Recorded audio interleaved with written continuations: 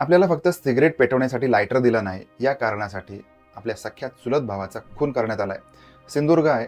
सिंधुदुर्गमध्ये देवगड हा भाग आहे. त्याच्यामध्ये सडेवाडी या ठिकाणी एक खाण आहे आणि या खाणीवरती काम करण्यासाठी उत्तर प्रदेशमधून 2 तरुण आलेले आहेत. त्यांचं वय वर्ष आहे 20. एकाचं नाव आहे कृष्णराज यादव आणि दुसऱ्याचं नाव आहे ऋतिक यादव.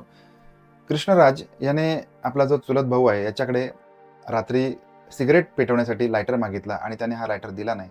या कारणामुळे मग त्यांच्यामध्ये काही वादावाद झालेले आहे, भांडण झाले.